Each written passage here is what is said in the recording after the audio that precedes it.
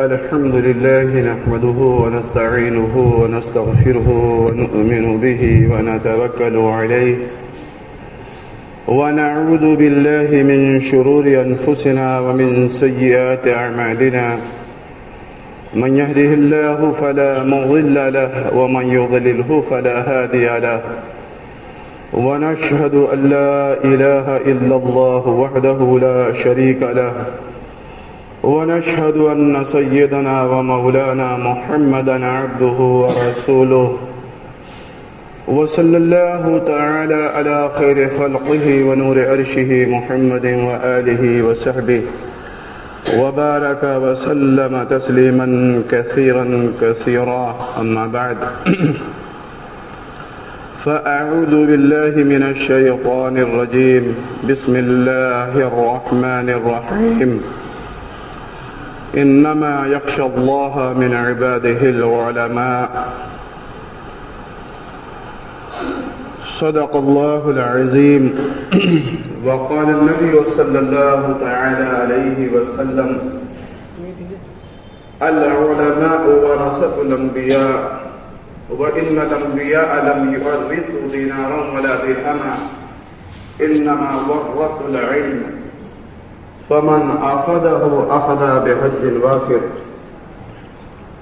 وقال عليه الصلاة والسلام فضل العالم على العابد كفضل القمر ليلة البدر على سائر الكواكب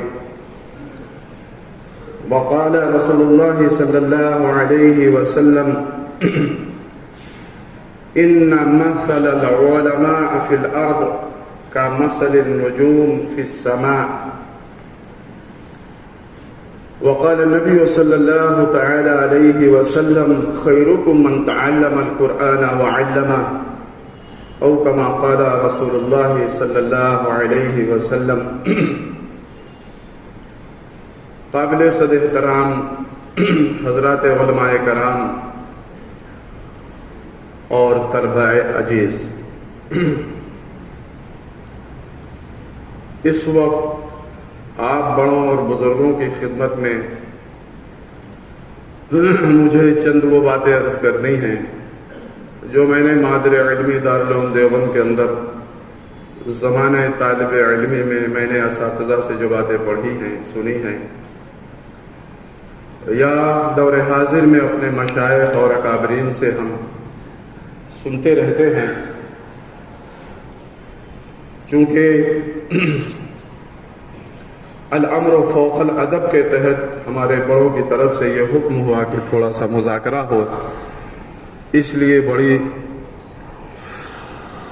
ہمت اور یہ جسارت میں نے کی کہ آپ کے سامنے چند باتیں عرض کروں۔ بزرگوں، دوستو، کسی بھی مقام و مرتبے کو حاصل کرنے کے لیے بڑی قربانی کی ضرورت ہے اور بڑے مجاہدے کی ضرورت ہے۔ انبیاء علیہ السلام کی ہم زندگی کو اٹھا کر دیکھیں گے اور صحابہ رضوان اللہ تعالی علیہم اجمعین کی زندگی کو اٹھا کر دیکھیں گے، تابعین، تبع تابعین کی زندگی کو اٹھا کر دیکھیں گے، اور اپنے اہل اللہ، مشائخ اور اپنے اسلاف کی زندگیوں کو اٹھا کر دیکھیں گے تو ان کے مقام و مرتبے کے پیچھے ان کی ایک بڑی قربانی چھپی ہوئی ہے، ان کا مجاہدہ۔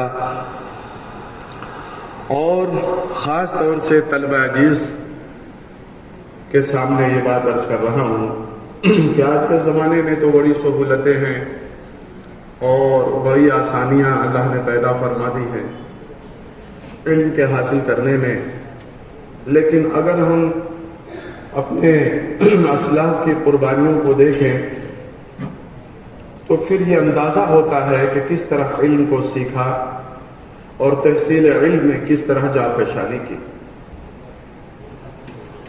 امام ذہبی رحمۃ اللہ علیہ نے کتابوں میں واقعہ لکھا ہے، بڑے امام ہیں، یہ فرماتے ہیں میں علم حاصل کرنے کے لیے جب نکلا تو پھر 7 سال گھر لوٹا ہی نہیں، جب تک میں نے علم کو مکمل نہیں کر لیا اور حاصل نہیں کر لیا میں گھر نہیں لوٹا، 7 سال کے بعد لوٹا۔ امام طبرانی رحمۃ اللہ علیہ ہیں، بڑے اماموں میں ان کا شمار ہے، یہ فرماتے ہیں میں جب علم حاصل کرنے کے لیے نکلا تو اتنی غربت تھی اور اتنی تنگ دستی تھی، اتنی مفلسی کی زندگی تھی کہ میں 30 سال علم حاصل کرتا رہا، اور 30 سال کے زمانے میں سردی سے بچاؤ کے لیے، ٹھنڈی سے بچنے کے لیے میرے پاس کوئی ایسا کپڑا نہیں تھا، لحاف نہیں تھا کہ جس سے میں سردی سے اپنے کو بچا سکتا تھا۔ لکھا ہے کہ میں مسجد میں رہتا تھا اور چٹائی کے ایک سرے پہ سو جاتا اور چٹائی کو پکڑ کر میں ایسے لپٹتے لپٹتے لپٹتے پوری چٹائی کو لپیٹ لیتا اور پوری رات مسجد میں گزار دیتا۔ میرے پاس سردی سے بچنے کے لیے کوئی کپڑا نہیں ہوتا تھا، جسم کی حفاظت ہو جاتی لیکن پاؤں میں اور سر میں سردی لگتی تھی، لیکن میں نے 30 سال کا عرصہ ایسے ہی گزار دیا۔ آپ غور فرمائیں۔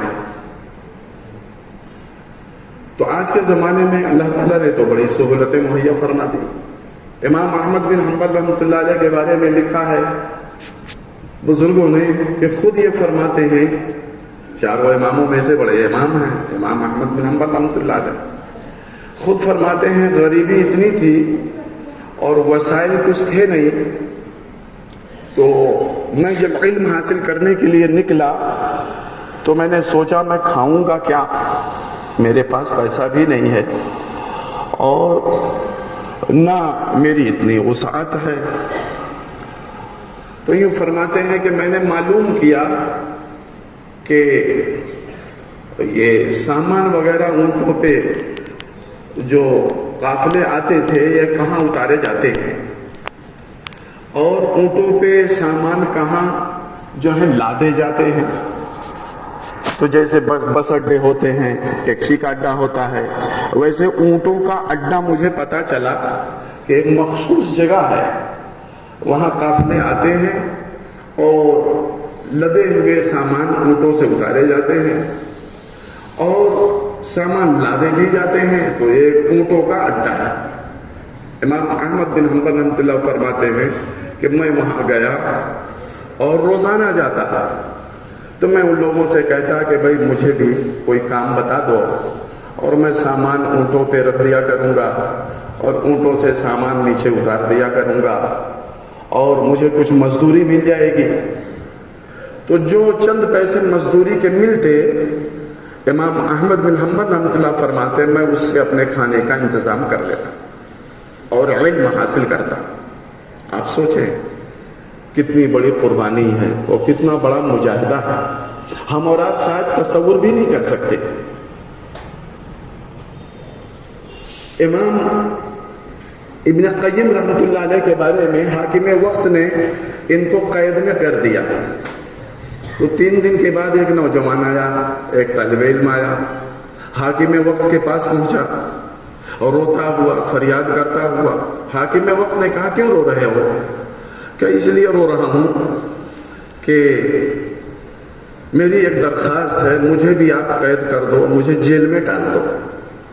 بھئی سب لوگ جیل سے نکلنے کی درخواست کرتے ہیں اور تم کہتے ہو مجھے جیل میں ڈال دو، اس کی وجہ کیا ہے؟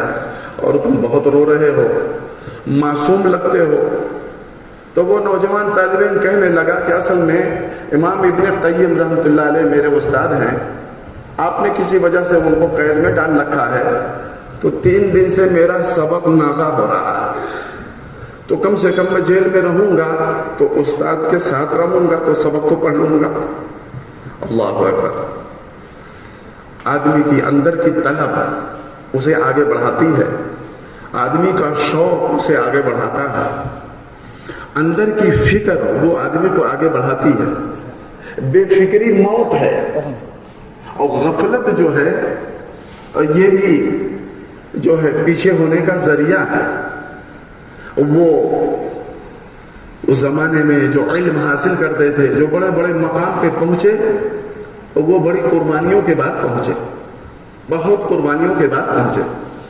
یہ جتنے امام ائمہ اربعہ گزرے ہیں، ان کی ہم جو ہے زندگی کو، ان کی سیرت کو اٹھا کر دیکھیں تو امام احمد بن حنبل رحمۃ اللہ علیہ کی بات میں نے عرض کی، امام شافعی رحمۃ اللہ علیہ فرماتے ہیں خود کہ میں نے جب سوچا علم حاصل کروں تو بڑی غریبی تھی اور بڑی غربت تھی، تو میرے پاس اتنے بھی پیسے نہیں تھے کہ میرے پاس قلم ہو اور کاغذ ہو۔ فرماتے ہیں کہ میں مردہ جانوروں کی موٹی اور چوڑی ہڈیاں تلاش کرتا تھا اور ان کو صاف کر کے، دھل کے، سکھا کر، پاک کر کے تو میں اسے کاپی کی جگہ استعمال کرتا تھا ہڈیوں پر، اور اس پر لکھ لکھ کر گھر کے ایک کونے میں حفاظت سے ہڈیوں کو رکھتا تھا۔ امام شافعی رحمۃ اللہ علیہ فرماتے ہیں کہ میں مینا کے میدان میں تھا تو مجھے خبر ملی کہ مدینے سے قافلہ آیا ہوا ہے، تو میں اسے ملنے کے لیے گیا مینا کے میدان میں، مکے کے اندر۔ تو قافلے والے وہ اپنا خیمہ ڈالے ہوئے تھے، تو ایک بڑے میاں تھے، میں ان کے پاس گیا تو میں نے ان سے پوچھا کہ آپ لوگ مدینہ منورہ سے تشریف لائے ہیں؟ تو کہنے لگے ہاں، ہم مدینہ منورہ سے ہم لوگ آئے ہوئے ہیں، قافلہ ہمارا آیا ہوا۔ امام شافعی رحمۃ اللہ فرمایا وہاں سنا ہے کہ ایک کوئی بڑے امام ہیں، امام مالک رحمۃ اللہ علیہ ہوا کرتے ہیں، وہ موجود ہیں؟ تو بڑے میاں نے کہا کہ ہاں، امام مالک رحمۃ اللہ علیہ مسجد نبوی میں درس دیتے ہیں، تم جانا چاہتے ہو، ان سے ملنا چاہتے ہو؟ امام شافعی رحمۃ اللہ فرمایا کہ میں نے ان سے کہا کہ شوق بہت ہے، خواہش بہت ہے، لیکن میرے پاس وسائل نہیں ہیں، میرے پاس کوئی سواری نہیں ہے کہ میں مدینہ منورہ جا سکوں سواری سے۔ تو اس بڑے میاں نے کہا کہ پہلے دسترخوان بچھایا، جو ماں حضر تھا اس کو کھا لو۔ کھانے کے بعد بڑے میاں نے کہا کہ اگر آپ کو شوق ہے تو ہمارے قافلے میں لوگ آئے ہوئے تھے تو ایک شخص کا انتقال ہو گیا، تو ان کا ایک بھورا اونٹ ہے وہ خالی ہو گیا، اگر آپ چلنا چاہتے ہو تو اس اونٹ پہ سوار ہو جاؤ اور آپ مدینہ چلو ہمارے ساتھ۔ امام شافعی رحمۃ اللہ خوش ہو گئے کہ اللہ نے اسباب پیدا فرما دی۔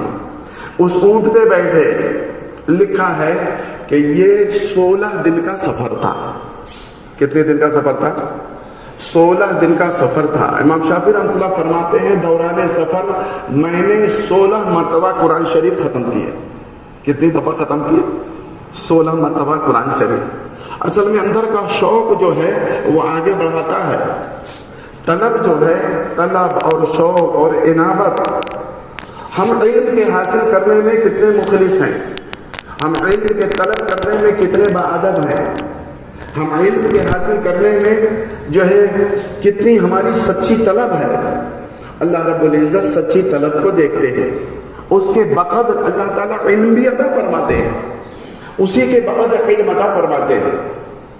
علم جو ہے الفاظ یا عبارت کے رٹنے کو نہیں کہتے کہ عبارت کو رٹ لیا اور صاحب زبانی یاد ہے تو اسے علم نہیں کہتے۔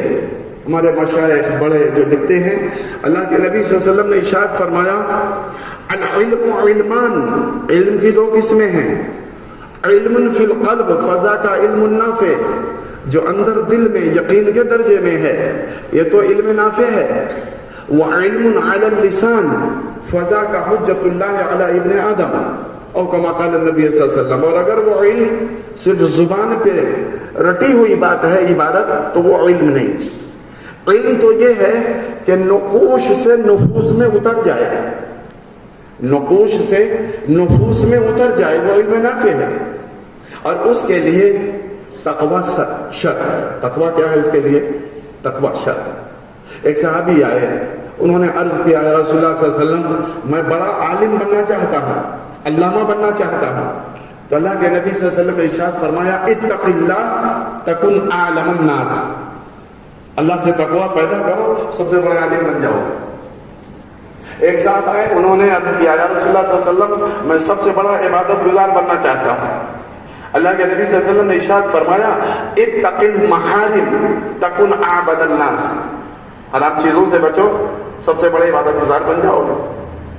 تو یہ ہمارے سامنے سبق ہے۔ امام شافعی رحمۃ اللہ فرماتے ہیں 16 دن کے سفر میں 16 مرتبہ قرآن شریف ہم نے ختم کیا، اور جب پہنچے مسجد نبوی میں تو دیکھا کہ ایک صاحب لمبے سے ہیں اور تہمت باندھے ہوئے ہیں اور ایک چادر اوڑھے ہوئے ہیں، اور وہ کرسی پہ آگے بیٹھے اور انہوں نے قالا قالا رسول اللہ صلی اللہ علیہ وسلم پڑھنا شروع کیا۔ تو کہتے ہیں کہ میں نے محسوس کر لیا اور مجھے یہ بات سمجھ میں آ گئی یہی امام مالک رحمۃ اللہ علیہ، تو میں بھی بیٹھ گیا۔ طلبہ کی تعداد تھی تو طلبہ قلم اور روشنائی لے کر حدیث پاک لکھنے لگے۔ امام شافعی رحمۃ اللہ فرماتے ہیں مجھے بڑی مایوسی ہوئی اور بڑا افسوس بھی ہوا کہ میرے پاس نہ کاغذ ہے نہ قلم ہے، میں کیسے لکھوں، اور میری بھی مشابہت ہو جاتی، طلبہ سے ایک تشبیہ ہو جاتی، تشبہ مل جاتی، تو میرے پاس تو کچھ نہیں تھا۔ تو میں نے دیکھا کہ وہ سامنے میرے ایک تنکا پڑا ہوا تھا چٹائی کا، فرماتے میں نے تنکے کو لے لیا اور سوچا کہ یہ تنکا ہے تو اس کو ہونٹ میں لگا دوں گا تو ہونٹ کی پستری لگ جائے گی، اور اس تنکے سے اپنے ہاتھ پہ انہوں نے لکھنا شروع کیا امام شافعی رحمۃ اللہ علیہ نے، اور سبق ختم ہو گیا، نماز کا وقت ہو گیا، سب لوگ نماز پڑھنے کے لیے گئے۔ فرماتے میں باوضو تھا، میں بیٹھا رہا۔ امام مالک رحمۃ اللہ علیہ نے مجھے بلایا، ادھر آؤ، کہاں کے ہو، کیسے آئے ہو؟ حضرت مکے میں رہتے ہیں اور مکے سے سفر کر کے یہاں آئے ہوئے، یہ کیا کر رہے تھے؟ تو یہ تو حدیث کی شان میں یہ اچھی بات نہیں ہے کہ سب لوگ لکھ رہے تھے اور آپ یہ تنکا لے کر کیا کر رہے تھے؟ کہیں لگے تنکا لے کر میں لعاب تھک لگا کے، اور اس لیے لکھ رہا تھا ہتھیلی پر تاکہ طلبہ کے ساتھ میری تشبیہ ہو جائے اور مجھ کو بھی وہ فضیلت مل جائے، تو کہ پھر اسے کیا فائدہ ہے؟ امام شافعی رحمۃ اللہ علیہ نے یہ کہا کہ حضرت یہ تو میں نے تشبہ کے لیے کیا ہے، لیکن جتنی حدیثیں آپ نے سند کے ساتھ سنائی ہیں وہ میں دل پہ لکھ رہا تھا، تو تشبہ کے لیے ہاتھ پہ لکھ رہا تھا، لیکن حقیقت میں نے دل پہ لکھا کہ یاد ہے تم کو؟ کہاں سناؤ؟ علماء نے لکھا ہے 123 احادیث سند کے ساتھ امام شافعی رحمۃ اللہ علیہ نے سنا دی۔ کتنی؟ 123 احادیث۔ بزرگوں دوستو، یہ میں عرض کر رہا تھا کہ آج کے زمانے میں اللہ تعالیٰ نے بڑی سہولیات پڑھنے والوں کے لیے، عمدہ عمارت، عمدہ درسگاہیں، عمدہ میٹ اور فرش، پنکھے اور کولر اور اے سی، کتابیں مدرسوں کی طرف سے۔ اس زمانے میں تو کتابیں طلبہ خود لے جاتے تھے اور خود خرچ کرتے تھے، مزدوری کرتے تھے، اور اس کے بعد وہ علم کو حاصل کرتے تھے۔ اور علماء نے یہ بھی لکھا ہے، ایک بات اور عرض کر دوں، شاہ عبد القادر رائے پوری رحمۃ اللہ علیہ، سب لوگ ان سے واقف ہیں، یہ تو خود بیان فرماتے ہیں کہ میں دارالعلوم دیوبند میں گیا علم حاصل کرنے کے لیے، تو تھوڑا تاخیر سے پہنچا، داخلہ ہو چکا تھا، مجھے ناظم تعلیمات نے کہا اب داخلہ بند ہے، اب کسی کا داخلہ نہیں ہوگا۔ انہوں نے کہا کہ حضرت میرا داخلہ ہو جائے تو بڑی اچھی بات ہے۔ کہنے لگے داخلہ اس لیے نہیں ہوگا کہ جتنے طلبہ ہیں ان کے کھانے کا نظم دیوبند قصبے میں لوگوں کے گھروں میں کیا گیا ہے، ایک گھر میں 2 3 طالب علم ہیں، کسی کے گھر 1، کسی کے گھر 2، کسی کے گھر 4۔ اب کوئی گھر نہیں بچا ہے جس کے گھر کسی طالب علم کو بھیجا جائے، تو کہاں سے کھلائیں گے؟ اس لیے داخلہ بند ہے۔ تو شاہ عبد القادر رائے پوری رحمۃ اللہ علیہ نے کہا کہ حضرت نظم تعلیمات سے کہ میں اپنے کھانے کا نظم کر لوں گا، میرا داخلہ آپ کر لیجئے۔ کہا اچھی بات ہے، اگر کھانے کا نظم آپ کر لیتے ہیں تو داخلہ ہو جائے گا۔ داخلہ کر لیا۔ شاہ عبد القادر صاحب رائے پوری رحمۃ اللہ فرماتے ہیں میں نے سوچا، تکرار میں رہتا تھا اور تکرار سے سب فارغ ہو جاتے تھے، عشاء کی نماز کے بعد تو سب سو جاتے تھے، میں استاد سے اجازت لے کر تو دیوبند قصبے میں نکلتا تھا۔ فرمایا اس زمانے میں صرف 2 دکانیں تھیں، دیوبند کے اندر 2 دکانیں تھیں، وہ امرود ہے اور خربوز ہے، تربوز ہے، یہ بیچا کرتے تھے وہ لوگ. تو شام کو بند کر کے وہ چلے جاتے تھے. تو فرمایا دکاندار بند کر کے چلے جاتے تھے تو ان کی دکان کے نیچے خربوز کے چھلکے، تربوز کے چھلکے اور امرود کے چھلکے پڑے رہتے تھے. میں ان کو اٹھا کر لاتا تھا اور ان کو صاف کرتا تھا، دھلتا تھا، اور اس کے بعد روزانہ اسی کو کھاتا تھا، اور اسی کو کھا کھا کر میں نے علم حاصل کیا. بقدر قد تکتسب المعالی من طلب العلا سحر اللیالی. جو بلندیوں کو پہنچنا چاہتا ہے اسے محنت تو کرنی پڑے گی، اسے تو مجاہدہ کرنا پڑے گا، اور اسے تو قربانی دینی پڑے گی. یہ جتنے ہمارے اسلاف ہیں سب کی زندگیوں کو اٹھا کر دیں گے، ان کے پیچھے یہ قربانی چھپی ہوئی ہے. تو خاص طور طلبہ کے لیے میں نے چند باتیں عرض کی کہ آج کے زمانے میں اللہ نے بڑی سہولیات اور بہت جو ہے آسانیاں اللہ نے پیدا فرمائی ہیں. اللہ کے نبی صلی اللہ علیہ وسلم نے ارشاد فرمایا من سلک طریقا یلتمس فیہ علما سہل اللہ لہ طریقا الی الجنہ. جو علم حاصل کرنے کے لیے کوئی راستہ طے کرتا ہے تو اللہ تعالیٰ اس کے لیے جنت کا راستہ آسان فرما دیتے ہیں. حدیث شریف ہے، اس کے لیے جنت کا راستہ آسان ہو جاتا ہے. اور علماء تو یہ فرماتے ہیں کہ یہ اللہ کی ذات علیم ہے، اللہ کی ذات علیم ہے. یہ علم اللہ کی صفت ہے، اللہ کی ذات بڑی ہے، تو یہ علم جس کے اندر آتا ہے اسے بھی بڑا بنا دیتا ہے اور اسے بلندی پہ لے جاتا ہے. سیدنا آدم علیہ السلام یہ اللہ نے ان کو مٹی سے بنایا، لیکن وہ ملائکہ و فرشتے جن کے بارے میں اللہ نے ارشاد فرمایا، ملائکہ کے بارے میں لا یعصون اللہ ما امرهم ویفعلون ما یؤمرون، یہ اللہ کی نافرمانی نہیں کرتے اور جو اللہ کا حکم ہوتا وہی کرتے ہیں. لیکن فرشتوں کو حکم ہوا کہ آدم علیہ السلام کے سامنے سجدہ کرو. وَإِذْ قُلْنَا لِلْمَلَائِكَةِ اسْجُدُوا لِآدَمَ فَسَجَدُوا إِلَّا إِبْلِيسَ. ہم نے فرشتوں سے کہا آدم کے سامنے سجدہ کرو، السلام کے سامنے. علماء نے لکھا مختصر بات یہ ہے کہ سجدہ کرنے کی وجہ صرف یہ ہوئی کہ وَعَلَّمَ آدَمَ الْأَسْمَاءَ، ناموں کا علم ہم نے آدم علیہ السلام کو دیا ہے، وہ علم فرشتوں کے پاس بھی نہیں. سجدہ کرنے کا حکم صرف علم کی وجہ سے ہوا ہے. آدم علیہ السلام کے پاس وہ علم ہے. علم بڑا مقام دلاتا ہے اور علم بڑی قربانیوں کے بعد آدمی کو ملتا ہے. قاری طیب صاحب رحمۃ اللہ علیہ ہم لوگوں نے دارالعلوم دیوبند کے اندر ہدایہ آخرین اولین انہی سے ختم کرائی. تو کبھی کبھی حدیث کے اندر فرمایا کرتے تھے، جب کبھی خطاب فرماتے تھے کہ بھئی یہ علم جو ہے جب تک اپنا کل نہ دے دو یہ علم اپنا جز نہیں دیتا. یہ علم جو ہے اپنا جز، اپنا تھوڑا بھی نہیں دیتا، اور جب تک اپنا کل نہ اس کے حوالے کر دو اور اس کو سونپ نہ دو.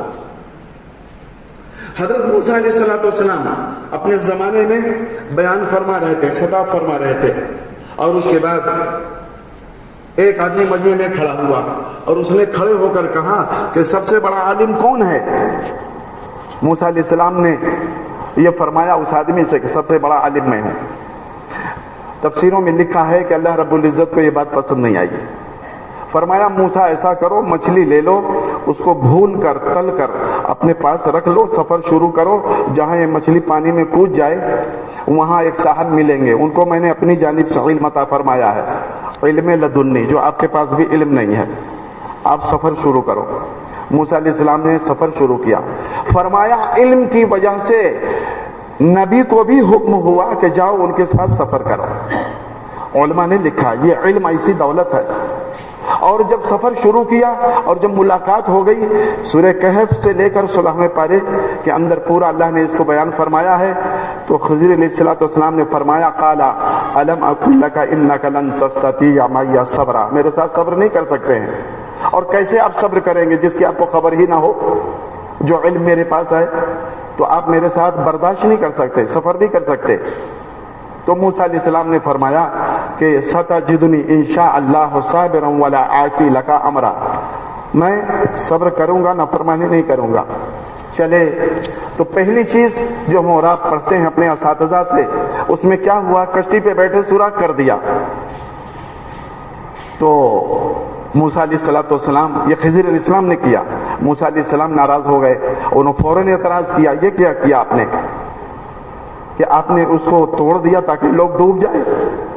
کہنے لگے میں نے کہا تھا سفر جو ہے صبر نہیں کر سکتے ہو اور برداشت نہیں کر سکتے ہو، کہا اب خاموش رہوں گا۔ آگے چلے، نابالغ بچوں کو قتل کر دیا خضر علیہ السلام نے، موسیٰ علیہ السلام نے پھر اعتراض کر دیا، اقتلت نفسا زکیۃ، کہنے لگے کہ اب اگر بولو گے تو جدائی ہو جائے گی، دیوار گرنے والی تھی، ان کو بھوک بھی لگی تھی، مزدوری پہ کوئی کام نہیں ملا اور وہ دیوار گرنے والی تھی، خضر علیہ السلام نے اپنے جسم کے دھکے سے اس کو سیدھی کر دی۔ تو وہاں موسیٰ علیہ السلام پھر بول پڑے، جلالی پیغمبر تھے، پھر اعتراض کیا کہ لو شئت لاتخذت علیہ اجرا، اگر آپ چاہتے تو مزدوری لے لیتے، آپ نے مفت میں یہ کام کر دیا۔ تو حضرت خضر علیہ السلام نے کیا فرمایا، ھذا فراقی بینی و بینک، یہ میرے اور آپ کے درمیان جدائی ہے، اب آگے نہیں جائے۔ سأنبئک بتأویل ما لم تستطع علیہ صبرا، ہاں تعویل سنتے جائیے جس پہ آپ صبر نہیں کر سکے۔ اما السفینۃ فکانت لمساکین یعملون فی البحر، وہ پوری بات کیا، یہ کشتی تھی غریبوں کی تھی، اس میں کام کرتے تھے، آگے بادشاہ تھا، وہ جو ہے بے عیب چیز کو قبضے میں کر لیتا، لوگوں سے محنت کرواتا، ہلکا سا میں نے عیب لگا دیا تاکہ وہ بادشاہ قبضہ نہ کرے۔ وَأَمَّا الْغُلَامُ فَكَانَ أَبَوَاهُ مُؤْمِنَيْنِ فَخَشِينَ أَن يُرْهِقَهُمَا طُغْيَانًا وَكُفْرًا، اور جو بچے کو قتل کر دیا اس کے ماں باپ نیک ہیں، ایمان والے ہیں، اور یہ لڑکے بڑے ہو کر سرکش ہوتے اور کیا کرتے، ماں باپ کو ستاتے، تو اللہ نے مجھے وہ علم دیا ہے کہ بچوں کو بچپن میں قتل کر دو۔ وَأَمَّا الْجِدَارُ فَكَانَ لِغُلَامَيْنِ يَتِيمَيْنِ فِي الْمَدِينَةِ، اور میں نے دیوار جو سیدھی کر دی یہ دو یتیم بچوں کی ہے۔ وَكَانَ تَحْتَهُ كَنْزٌ لَهُمَا، اس کے نیچے خزانہ ہے، دیوار گر جاتی تو لوگ لے لیتے، تو میں نے اللہ کے دیے ہوئے علم کے مطابق سیدھی کر دی، یہ جوان ہوں گے تو اس کو پا جائیں گے۔ تو بزرگوں دوستو، فرمایا موسیٰ علیہ السلام کو وہ علم نہیں تھا جو حضرت خضر علیہ السلام کو تھا، اس لیے سفر شروع کرایا۔ آگے حضرت سلیمان علیہ السلام کے بارے میں علماء نے لکھا ہے، سلیمان علیہ السلام نے فرمایا علمنا منطق الطیر، ہم کو پرندوں کی بولیاں سمجھائی گئی ہیں، کیا کہتی ہے چونٹی، ہدہد کیا کہتا ہے، بیل، بھینس، گائے، بکری، نیل گائے یہ کیا کہتی ہیں، جنات کیا کہتا، جنات بھی تابع تھے۔ اتنی بڑی بادشاہت اللہ نے عطا فرمائی کہ آپ کے پاس جو گھوڑے تھے وہ پانی میں تیرتے بھی تھے، ہوا میں اڑتے بھی تھے، اور جو ہے وہ زمین میں دوڑتے بھی تھے۔ حضرت سلیمان علیہ السلام کو جو بادشاہت دی۔ بہرحال جب آپ کا گزر ہوا، واقعہ ہم اور آپ پڑھتے ہیں کہ چونٹی نے کہا، قالت نملتن، ایک چونٹی نے کہا، یا ایھا النمل ادخلوا مساکنکم لا یحطمنکم سلیمان وجنودہ وہم لا یشعرون، سلیمان علیہ السلام کا لشکر آ رہا ہے، بلوں میں داخل ہو جاؤ ورنہ پیروں کے تلے وہ روت دیں گے، ان کو احساس بھی نہیں ہوگا اور تم سب مر جاؤ گے۔ اللہ رب العزت کو اس چونٹی کی یہ ادا اتنی پسند آئی کہ مستقل ایک سورت سورہ نمل قرآن شریف میں رکھ دی۔ تو سلیمان علیہ السلام نے چونٹی کی جب اس بات کو آپ نے سنی تو قرآن شریف میں کیا فرمایا اللہ نے، فَتَبَسَّمَ ضَاحِكًا مِّنْ قَوْلِهَا، سلیمان علیہ السلام اس کی بات سن کے مسکرانے لگے، یہ کتنی ہمدردی کی بات کر رہی ہے۔ تو اتنے بڑے بادشاہ چونٹی کی آواز بھی سمجھتے تھے۔ آپ نے اپنے ممبران کی حاضری لی تو اس میں فرمایا کہ ما لیا لا ارى الهدهد، کیا بات ہے، ہدہد غائب ہے، میں نہیں دیکھ رہا ہوں، یا تو کوئی خبر لاوے ورنہ سزا دوں گا۔ ہدہد چڑیا وہ حاضر ہو گئی، کہنے لگی حضرت بات یہ ہے، اس میں علماء نے لکھا ہے، مفسرین نے لکھا ہے کہ ایک چڑیے کی آپ فکر دیکھیں کہ وہ بے دینی کا اس کے اندر غم ہے کہ عبادت ایک اللہ کی ہونی چاہیے، غیر اللہ کی عبادت نہیں ہونی چاہیے، اور سلیمان علیہ السلام نبی و بادشاہ ہوتے ہوئے ان کی موجودگی میں غیر اللہ کی عبادت ہو، یعنی جو ہے سورج کی پرستش ہو، عبادت ہو، تو اس ہدہد نے یہی کہا کہ میں ایک ملک سبا سے آ رہی ہوں اور وہاں شہزادی ہے جس کا نام بلقیس ہے، اور وہ آپ کے ہوتے ہوئے وہاں سورج کی پرستش ہو رہی ہے۔ سلیمان علیہ السلام نے فرمایا اچھا ہے، تو بڑی خبر ہے تمہاری۔ بہرحال خط لکھ کے بھیجا اسی کو، لمبا واقعہ ہے جو ہم پڑھتے پڑھاتے ہیں، لیکن پھر آپ نے فرمایا اپنی مجلس میں، یہ مجلس لگی ہوئی اپنی میٹنگ میں، فرمایا کہ بھئی بتاؤ اس بلقیس کا جو سونے کا تخت ہے کون لائے گا؟ قال عفریت من الجن، بھاری بھرکم جن نے کہا میں لاؤں گا۔ بھئی کتنی دیر میں رہو گے؟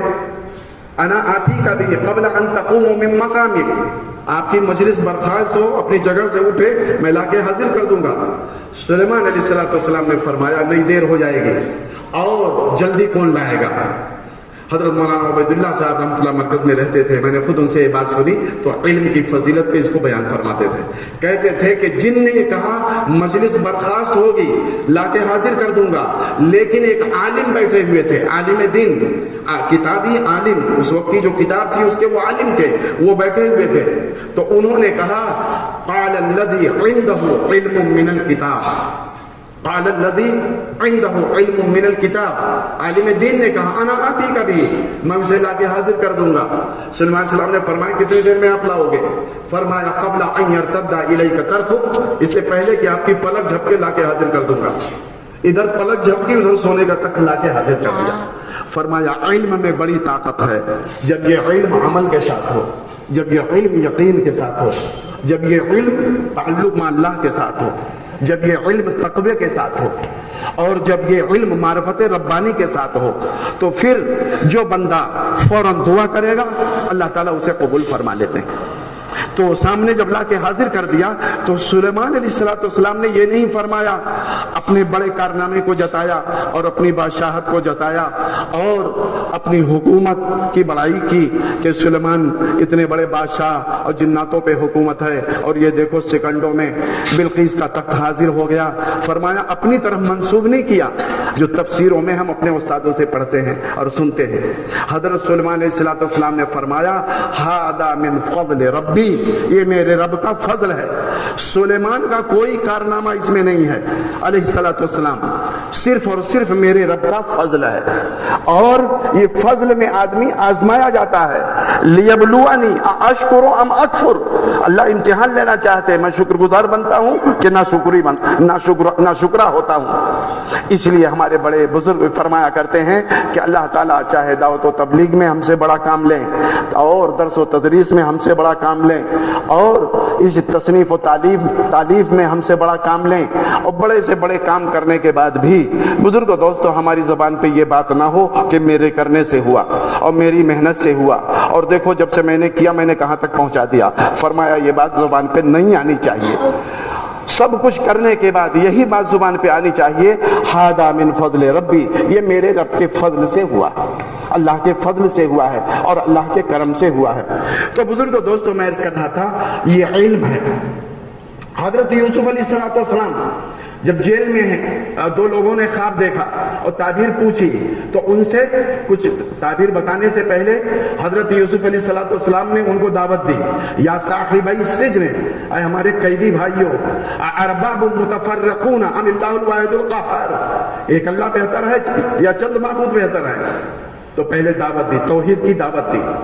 بہرحال جب بادشاہ نے خواب دیکھا کہ صاحب، تو یہ ہوا کہ وہ ایک یوسف بتائیں گے خواب کی تعبیر علیہ السلام۔ ان کے پاس جب خبر آئی بادشاہ بلا رہا، تو یوسف علیہ السلام نے فرمایا پہلے بادشاہ سے کہو مجھے جیل میں ڈالا کیوں گیا تھا، پہلے یہ بات واضح ہو جاوے جیل میں کیوں ڈالا گیا تھا۔ مختصر ہے کہ بہرحال وہاں سے جب نکلے تو بادشاہ سے انہوں نے کہا، وہ خواب کی تعبیر بھی بتا دی کہ 7 سال قحط پڑے گا اور وہ غلے کا انتظام کس طرح ہو، خشک سالی ہوگی۔ تو حضرت یوسف علیہ السلام نے فرمایا یہ علم کی بات، اجعلنی علی خزائن الارض انی حفیظ علیم، مجھ کو وزیر بنا دیجئے، میں ملک چلا کے دکھاؤں گا اور غلے کا نظام میں کر کے دکھاؤں گا۔ اجعلنی علی خزائن الارض انی حفیظ علیم، میرے پاس علم بھی ہے اور مجھ کو کیسے غلے کو محفوظ کیا جائے مجھے طریقہ بھی معلوم ہے۔ چنانچہ ملک کے وزیر ہو گئے۔ ایک بڑے عالم فرمانے لگے علم کی وجہ سے جیل سے وزیر ہو گئے، اور آج گھپلے گھوٹالے کی وجہ سے وزیر ہو کے جیل میں جاتے ہیں۔ یہ اپنے علم کی بنیاد سے اور سچائی کی بنیاد پر جو جیل سے نکالا اللہ نے ملک کا وزیر بنا دیا، اور آج کے زمانے میں وزیر اور منسٹر ہو کے لوگ گھوٹالے اور گھپلے کی وجہ سے وہ جو ہے بزرگوں دوستوں جیل میں ڈالے جاتے ہیں۔ تو یہ فرمایا یہ علم کی فضیلت۔ اور بزرگوں دوستوں آخری بات ایک میں عرض کر دوں کہ ہمارے بڑے عالم فرمانے لگے کہ دیکھو اللہ نے جو ہے نبیوں کا وارث بنایا ہے، یہ ہمارے لیے سب سے بڑے فخر کی بات۔ جس علم میں ہم لگے ہوئے ہیں اور جس علم کو ہم سیکھ رہے ہیں، اس سے بڑا کوئی اعجاز نہیں ہوگا اور اس سے بڑی کوئی فضیلت نہیں ہوگی کہ ہمیں نبیوں کا وارث اللہ نے بنایا اور نبیوں کا وارث اللہ بنا رہے ہیں۔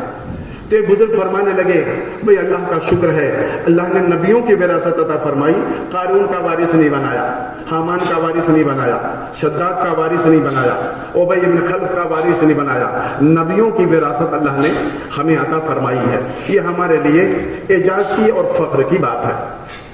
ورضینا قسمت الجبار فینا لنا علم وللجحال مالو وللعوام مالو، جو بھی کہہ لیجئے، جو کتابوں میں لکھا ہے اللہ کی تقسیم پر ہم راضی ہیں، اللہ نے ہم کو علم عطا فرمایا اور عام لوگوں کو اللہ نے مال دیا ہے، تو ہم ان کے مال پہ رشک نہیں کرتے ہیں، ہم تو خوشی کرتے ہیں اور اپنی سعادت سمجھتے ہیں، اللہ نے ہم کو علم عطا فرمایا۔ آگے یہ فرماتے کہ اللہ تعالیٰ نے انبیاء علیہ السلام کو بے طلبوں میں بھیجا ہے، ہر نبی کو اللہ نے بے طلبوں میں بھیجا ہے۔ فرمایا وارثین انبیاء کی بھی اصل محنت جو ہے وہ بے طلب لوگ ہی ہیں، اس لیے بے طلبوں کی تعداد زیادہ ہے۔ پوری دنیا میں ہم چل پھر کر دیکھیں، ہمارے مدرسوں میں جو ہے کتنے لوگ آتے ہیں ہمارے علماء کی خدمتیں یا مدرسوں میں یا خانقاہ میں تو یہ سمجھتا ہوں کہ شاید 5% بھی نہیں آتے ہیں، 95% لوگ ان میں بے طلب ہیں اور جہالت کی زندگی گزار رہے ہیں۔ تو فرمایا کہ ہر نبی کو اللہ نے بے طلبوں میں بھیجا ہے۔ بے طلب یہ اصل محنت کا میدان ہے۔ طلب والے تھوڑے ہیں جو ہمارے پاس آتے ہیں، ہاں جو آئیں گے ہم انہیں بھی سکھائیں گے، جو نہیں آئیں گے انہیں بھی سکھائیں گے۔ یہی اللہ کے نبی صلی اللہ علیہ وسلم فرماتے تھے، اصحاب صفہ میں 70-72 آ گئے تو انہیں بھی سکھایا، جو نہیں آئے تو چل کے گئے، احد میں گئے، بدر میں گئے، خندق میں گئے اور آپ چل کے گئے دین کی محنت کے لیے، مکہ میں، مینا کے میدان میں، عرفات کے میدان میں، مزدلفہ کے میدان میں، سب کو بتایا۔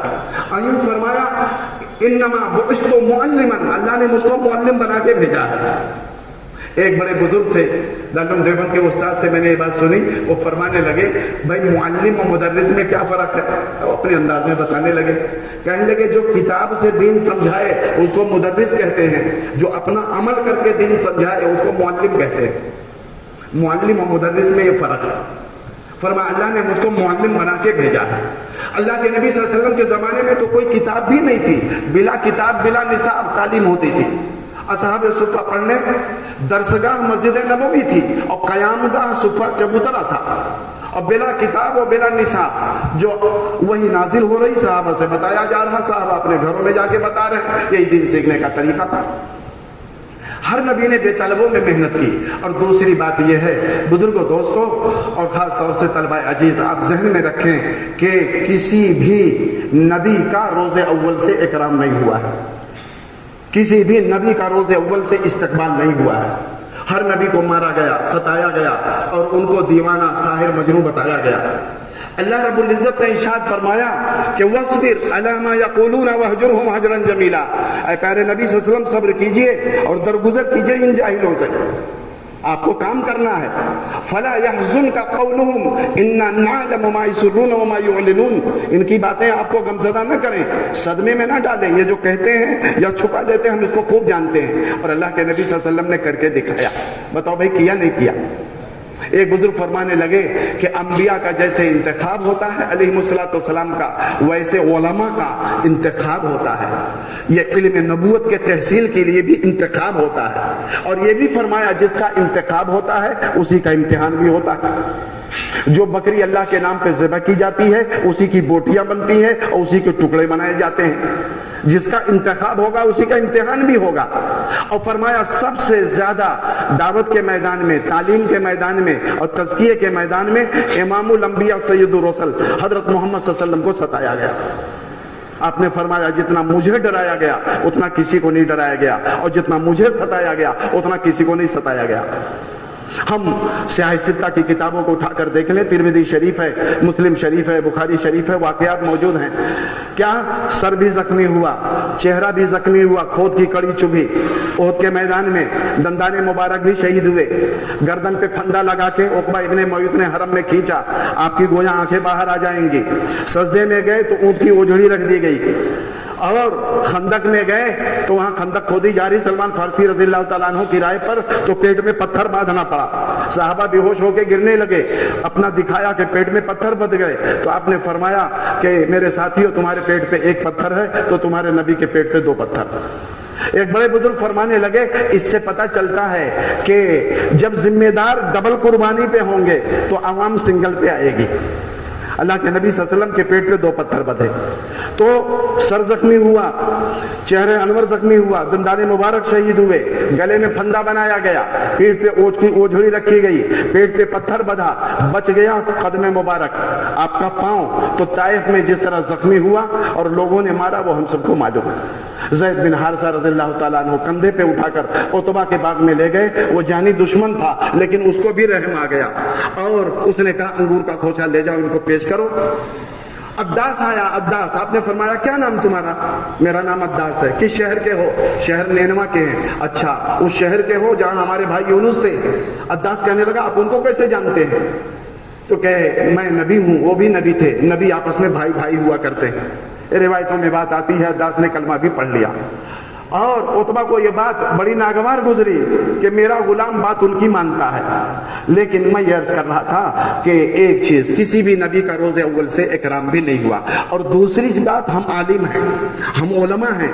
فرمایا پڑوس کے ہمارے ایک عالم تھے، عربوں میں اور علماء میں جب بیان فرماتے تھے، مجھے خود یاد ہے میں سن 82 میں دارالعلوم دیوبند سے فارغ ہوا اور سن 85 میں نے سال لگایا، تو سال لگانے کے درمیان عوام میں چل پھر کر حالات آتے ہیں اور علماء کی خدمت میں بیٹھ کر سیکھنے کا موقع ملتا ہے، تو ان کی خدمت میں جب ہم سال لگانے والے علماء بیٹھتے تھے تو وہ بیان فرماتے تھے کہ دیکھو بھائی کہا گیا ہے موت العالم موت العالم، ایک عالم کی موت ایک عالم کی موت ہے۔ یہ فرماتے تھے کہ عالم جو ہے وہ عالم کے لیے ہے، عالم ایک گاؤں کے لیے نہیں ہے، عالم ایک قصبے کے لیے نہیں ہے، عالم ایک ضلع کے لیے نہیں ہے، اور عالم صرف ایک ملک کے لیے نہیں ہے، بلکہ یہ عالم ہے تو عالمی نبی کی امت میں ہے اور وراثت میں ذمہ داری ملی ہے، تو اس کی محنت کا میدان پورا عالم ہے۔ جہاں تک اللہ توفیق دے اپنے مدرسے میں بھی خدمت کریں گے، اپنے محلے میں بھی خدمت کریں گے، اپنے ضلع میں بھی محنت کریں گے، اپنے صوبے میں بھی محنت کریں گے، اللہ توفیق دے گا تو ہم ملک سے باہر کے بھی جا کر خدمت کریں گے۔ آج اللہ کا فضل ہے جو ہے 13-14 جماعتیں دوسرا سال لگا کے واپس آ گئی ہیں، اور اس وقت قریب 35 جو ہے جماعتیں تیار ہیں جو دوسرے سال کے لیے وہ تیار ہیں۔ موریتانیہ کام کر کے آ گئی، جبوتی کام کر کے آ گئی، حبشہ کام کر کے آ گئی، سوڈان کام کر کے آ گئی، آپ کے فلسطین کام کر کے آ گئی، لبنان کام کر کے آ گئی، اور قطر اور کویت کام کر کے آ گئی، جدہ، مکہ، مدینہ، دمام، الحسا کام کر کے آ گئی۔ 3 ملک دیے جاتے ہیں اور اس کے بعد 4-4 مہینے لگا کر وہ آتی۔ باہر کے لوگ منتظر ہیں کہ علماء آویں، علماء عرب بھی چاہتے ہیں علماء آویں، اور میں آج کئی سال پہلے 10-12 سال پہلے میرا جنوبی امریکہ جانا ہوا، تو وہاں 5 مہینے کے لیے، تو وہاں برازیل کے پاس ایک چھوٹا سا ملک ہے جنوبی امریکہ کا، چیلی ہے، چیلی، وہاں ایک جماعت گئی، اسی وقت تھا تو وہیں کارگزاری ملی۔ چیلی والوں نے کہا جماعت میں کوئی عالم ہے؟ تو جماعت میں عالم تھے ہی نہیں، وہاں والوں کہا عالم نہیں ہے تو کوئی بیان نہ کرے۔ تھے کچھ لوگ اس طرح کرنے والے، کیوں؟ جماعت میں عالم ہے تو جماعت کا وزن ہے، اور جماعت میں عالم نہیں ہے تو باپ کے کیا بیان کریں گے آپ؟ اس وقت ہمارے حضرت یہ چاہتے ہیں اور علماء چاہتے ہیں، صرف ایک آدمی کی چاہنے کی بات نہیں، صحیح بات یہ ہے کہ علماء کی سرپرستی میں کام ہو۔ حیات الصحابہ علماء پڑھیں گے، اور بھی نیچے سے لے کے اوپر تک جو اس طرح کے کام ہیں وہ علم کی روشنی میں کام کیا جائے۔ مولانا یوسف صاحب رحمۃ اللہ فرمایا کرتے تھے کہ دیکھو کنویں میں 3 باتیں ہیں، کنویں میں 3 باتیں ہیں، کنویں میں پستی ہے، کنویں میں جمود ہے، اور کنویں میں استغنا ہے، کنواں کہیں چل کے نہیں جائے گا۔ مولانا یوسف صاحب رحمۃ اللہ فرماتے تھے کنویں میں 3 باتیں ہیں، کنویں میں پستی ہے، کنویں میں جمود ہے، کنویں میں استغنا ہے۔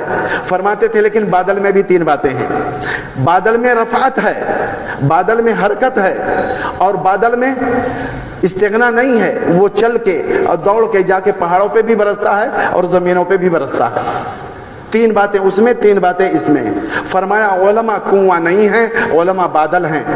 بادل کی نقل و حرکت زمین کے لیے رحمت ہے، علماء کی نقل و حرکت امت کے لیے رحمت ہے۔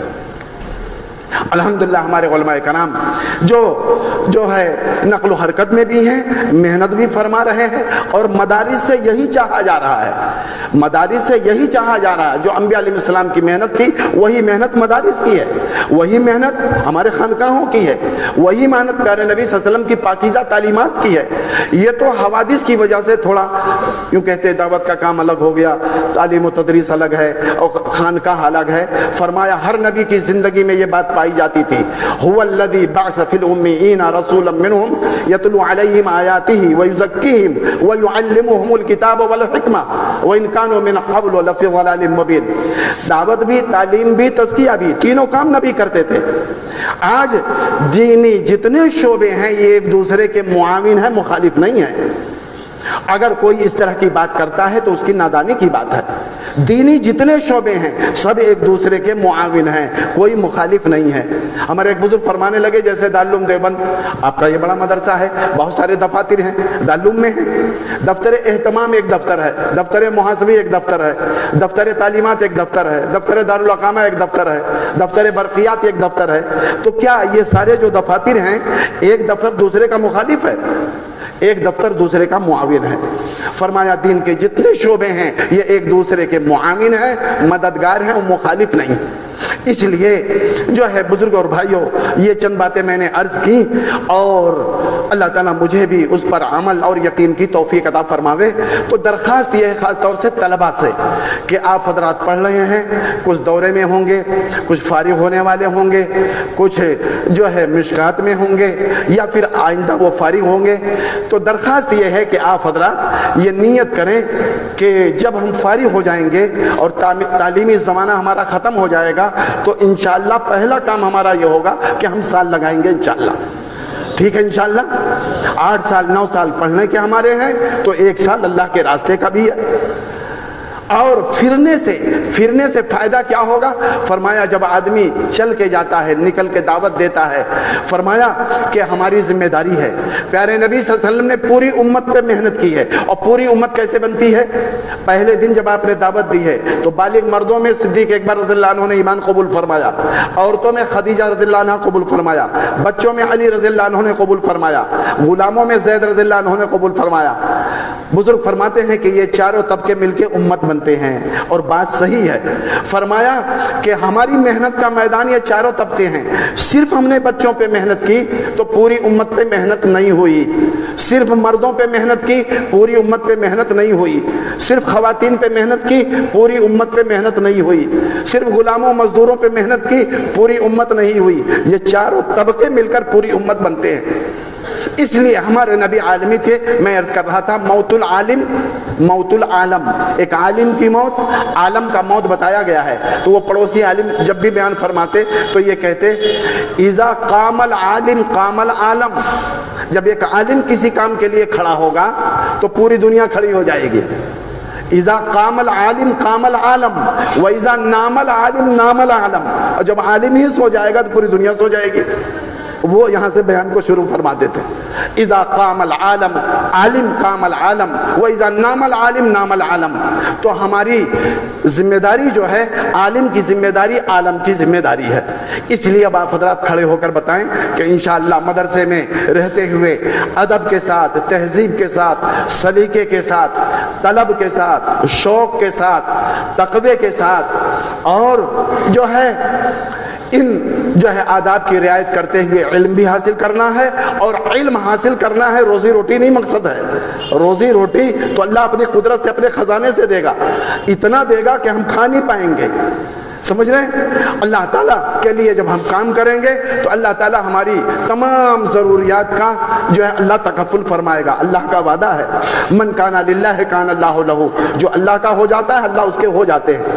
اصل کام ہمارا یہ ہے کہ عبادت اور دعوت، دنیا کے اندر دین کی محنت، اللہ کے ذات عالی کا تعارف، تاکہ لوگ جہالت کے دلدل سے نکل آئیں، لوگ علم حاصل کریں، مدارس آباد ہو جائیں، مکتب آباد ہو جائیں، خانقاہ آباد ہو جائے، گھر گھر مکتب ہو جائے, گھر گھر مکتب ہو جائے, گھر گھر مدرسہ ہو جائے, کوئی دین سے بے بہرا نہ ہو اور دین سے جو ہے وہ دور رہ کر زندگی گزارنے والا نہ ہو. اللہ تعالیٰ اس کے لیے ہم سب کو قبول فرمائے. اس لیے وہ بڑے ہمارے طلبہ جو دور حدیث میں ہیں یا افتاء میں ہیں یا اور بڑے ہیں, وہ سب ارادہ فرمائیں کہ فراغت کے بعد انشاءاللہ ہم سال لگائیں گے. دورے والے افتاء والے ارادہ کریں, انشاءاللہ ہم تیار. کھڑے ہو گئے, کھڑے ہو کے ارادہ, وقت کم ہے اذان کا وقت, کھڑے ہو کے ارادہ فرما, وقت کم ہے, کھڑے ہو کے ارادہ فرما. افتاء والے, عشرہ کبیر والے, دورے والے جو آگے پڑھنا نہیں چاہتے, بھائی تھوڑی دیر رکو, جانے فضا نہ بڑھاؤ, پھیل جاؤ. ماشاءاللہ بڑی تعداد ہے. بھائی نام لکھنے کی ضرورت نہیں ہے, نام لکھنے کی ضرورت نہیں. اللہ تعالیٰ آپ کے عزائم کو قبول فرمائے, آپ کے کھڑا ہونے کو قبول فرمائے, اور اللہ تعالیٰ ہر قدم پہ اپنی مدد شامل حل فرمائے. بیٹھ جائیں, تشریف رکھیں. دل کا ارادہ ہی وہی نیت ہے, نام لکھنا کوئی ایسا نہیں ہے. انشاءاللہ ہمیں کام کرنا ہے اور اللہ تعالیٰ اپنے فضل سے کام لے گا. اللہ تعالیٰ سب کو قبول فرماوے. اور اگر کوئی ایسی بات آپ کی شان کے خلاف یا ہمارے اساتذہ کے شان کے خلاف ایسے نکلی ہو تو اس کے لیے ہم معذرت چاہتے ہیں, معافی چاہتے ہیں. اللہ تعالیٰ کیا حکم ہے آپ؟ بھائی اب وقت کم ہے, مختصر سی دعا آپ کر لیں, درود شریف پڑھ لیجیے. اللہم صلی علی سیدنا مولانا محمد وعلی آل سیدنا مولانا محمد وبارک وسلم. ربنا ظلمنا انفسنا وان لم تغفر لنا وترحمنا لنکونن من الخاسرین. اے اللہ ہم سب کے گناہوں کو معاف فرما, ہم سب کے خطاؤں کو معاف فرما, ہمارے جمع ہونے کو قبول فرما, ہمارے اس مذاکرے کو قبول فرما. اے اللہ آپ نے جو علم کی دولت عطا فرمائی ہے اس پر عمل کی توفیق عطا فرما, عالم میں لے کر پھرنے کی توفیق عطا فرما. اے اللہ خاص طور سے ہمارے اس صوبے کو قبول فرما, صوبے میں جتنے ادارے ہیں مدارس ہیں سب کو قبول فرما, خاص طور سے ہمارے اس ادارے کو اے اللہ بے انتہا قبول فرما. اے اللہ رحم کا, کرم کا, فضل کا معاملہ فرما. اے اللہ اخلاص اور استخلاص کے ساتھ خدمت کرنے کی توفیق عطا فرما. یہاں کے اساتذہ کرام کو قبول فرما, معلمین کو قبول فرما, متعلمین کو قبول فرما, منتظمین کو قبول فرما, معاونین کو قبول فرما. اے اللہ ہم سب کو بے انتہا قبول فرما, ہم سب کو ہدایت نصیب فرما, ہمیں بھی قبول فرما, ہماری اولادوں کو قبول فرما, ہمارے گھر والوں کو قبول فرما, ہمارے رشتہ داروں کو قبول فرما, احبہ اعزہ سب کو قبول فرما. اے اللہ امت میں جو لوگ پریشان حال ہیں ان کی پریشانی کو دور فرما, جو قرض دار ہیں ان کے قرضوں کو ادا فرما, جو بے اولاد ہیں انہیں نیک صالح اولاد عطا فرما, جن کے بیٹے و بیٹیاں بڑے ہو چکے ہیں انہیں مناسب رشتہ عطا فرما. ہم سے پہلے جو لوگ قبروں میں جا چکے ہیں سارے مرحومین کی مغفرت فرما, کروٹ کروٹ انہیں چین نصیب فرما, دونوں جہان کی سرخروئی مقدر فرما, دونوں جہان کی رسوائی اور ذلت سے ہم سب کی حفاظت فرما. اے اللہ ہم دنیا میں جب تک زندہ رہیں دین کی محنت میں ہم سب کو مشغول فرما, اور جب اس دنیا سے جانا ہو تو کمال ایمان پر خاتمہ مقدر فرما, سوء خاتمے سے ہم سب کی حفاظت فرما. ہماری اس مختصر سی دعا کو اپنے فضل و کرم سے قبول فرما. وصلی اللہ تعالی علی خیر خلقہ محمد وآلہ وصحبہ اجمعین برحمتک یا ارحم الراحمین.